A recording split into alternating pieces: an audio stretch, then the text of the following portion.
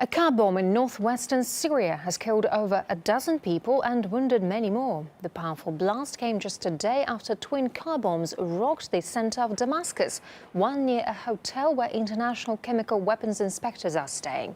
RT's Paula Slier brings us the latest from the Syrian capital. A car bomb has exploded in a rebel-held northwestern town in the province of Idlib, which is not far from the Syrian-Turkish border. From the reports we have, it seems that as many as 20 people have been killed and dozens more wounded. The explosion happened at a busy marketplace. This is the same province where on Sunday 7 Red Cross workers were abducted while they were traveling. They were shot at by gunmen and taken to an unnamed location. All of this coming just hours after 2 massive car bombs exploded here in the heart of the Syrian capital on Sunday night. They took place in front of the Syrian State TV building and not far from the hotel where foreign experts who are investigating and overseeing the destruction of Syria's chemical weapon stockpiles are staying. A short time ago, the head of that team criticized the opposition for not allowing them access to some of the sites where rebels have control. Now, there have been a number of warnings posted online by rebel fighters that they will use mortar shells to rain down on Damascus. All of this is hampering peace efforts, and the two sides continue to dig in their heels. Nowhere is this more evident than in the city of Homs. We traveled there and visited the quarter of Bab el-Sham, where we found that the two sides are often just meters away from each other. This is the front line, as watched by a Syrian army sniper. When I see somebody, I shoot. After 1,000 days of war, this is what victory looks like, and the eerie silence of what once was the vibrant quarter of Bab el-Sham. 20 meters from here, rebel fighters hold their ground, while the army does the same, squeezed between a few streets that throw up unexpected heroes from among the rubble. This was unknown in Syria before now. I knew nothing of this before the war. 2.5 years ago, Bassam was a school art teacher.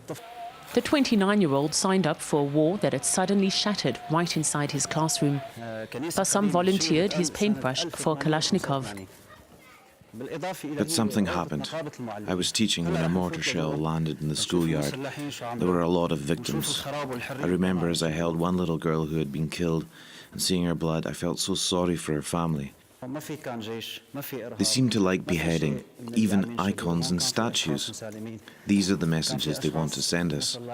The Syrian army wasn't based here. There was no military here, only innocent civilians.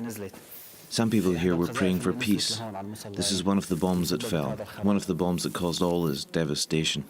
This is their message. We'll put it here, just as a reminder. The Church of Bab el-Sham was built in 1885. For 126 years, it served as a house of sanctuary. Overnight, it became a house of slaughter.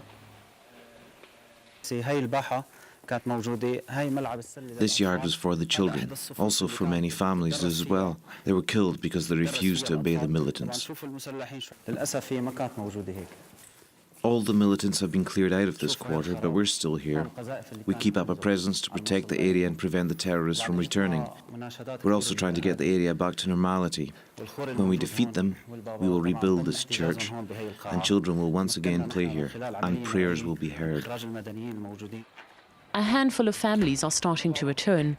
In the ravaged streets, the sound of children's laughter punctuates the rumble of machine gunfire.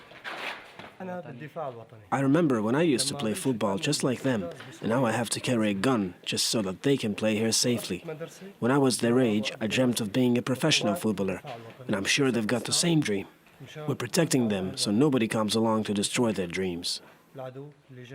We're approaching Sniper Valley. It's about 20 meters from here are the snipers, and Bassam is explaining to me like that we're going to go slowly. I think he's going to take my hand and we're going to run. Yes? Okay. Okay, he's telling me not to be afraid and that he will protect me. Okay. Okay, all right, I trust him and we're going to make a run for it. Okay, 2, 3. okay. I cannot lie. The heart is beating a little bit, but it seems that we got across okay.